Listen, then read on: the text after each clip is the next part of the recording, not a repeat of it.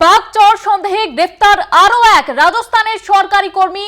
সে ISI যোগের অভিযোগে তাকে গ্রেফতার করা হয়েছে। তার নাম শাকুর খান। মন্ত্রী সালে মোহাম্মদের পার্সোনাল অ্যাসিস্ট্যান্ট ছিলেন শাকুর এবং অশোক গেহলটের আমলে মন্ত্রী ছিলেন সালে মোহাম্মদ, তারই অ্যাসিস্ট্যান্ট। এমনটাই জানা যাচ্ছে।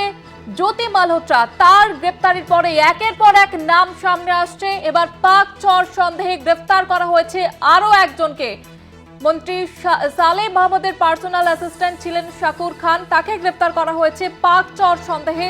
অশোক গেহলটের আমলে মন্ত্রী ছিলেন সালে মোহাম্মদ এবং তার পার্সোনাল অ্যাসিস্ট্যান্টকে গ্রেফতার করা হয়েছে পাক চর সন্দেহে। জ্যোতি মালহোত্রার গ্রেফতারির পরে একের পর এক নাম সামনে আসছে।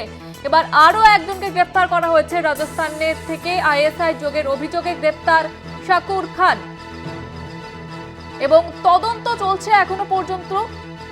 এবং যেমনটা জানা যাচ্ছে যে সালে মোহাম্মদ মন্ত্রী, তার পার্সোনাল অ্যাসিস্ট্যান্ট এই শাকুর খান, তাকে গ্রেফতার করা হয়েছে পাক চর সন্দেহে।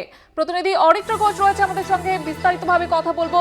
অরিত্র, কি পরিচয় জানা যাচ্ছে ঠিক? দেখো, একের পর এক দেশ জুড়ে অভিযান চালানো হচ্ছে এবং সেই অভিযানের পরিপ্রেক্ষিতে গ্রেপ্তার হওয়া হচ্ছে পাকিস্তানের চর হিসেবে অভিযুক্তদের বিরুদ্ধে। এখন যেটা খবর পাওয়া যাচ্ছে, রাজস্থানের সিআইডি এবং সেখানকার গোয়েন্দা বিভাগের যৌথ অভিযানে শাকুর খান বলে একজনকে গ্রেপ্তার করা হয়েছে জয়সলমের থেকে। যেটা সূত্রের মারফত খবর পাওয়া যাচ্ছে যে এই শাকুর খান সরকারি অফিসে কর্মরত ছিলেন এবং অপারেশনের সিঁদুরের সময় তিনি জয়সলমেরের একটি সরকারি অফিসেও সেই সময় তিনি কর্মরত ছিলেন এবং তার সাথে দীর্ঘদিন ধরে তাকে গোয়েন্দারা নজরে রাখছিলেন। এবং যেটা শেষ পাওয়া খবর, যে গোয়েন্দাদের কাছে নির্দিষ্ট কিছু ইনপুট পাওয়া গেছে, যে ইনপুটের ভিত্তিতে পাকিস্তানের সন্দেহে তাকে গ্রেপ্তার করা হয়েছে।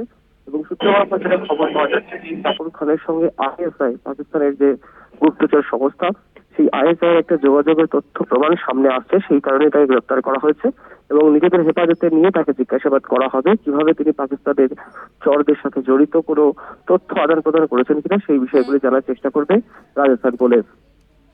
ধন্যবাদ জানাবো অরিত্র।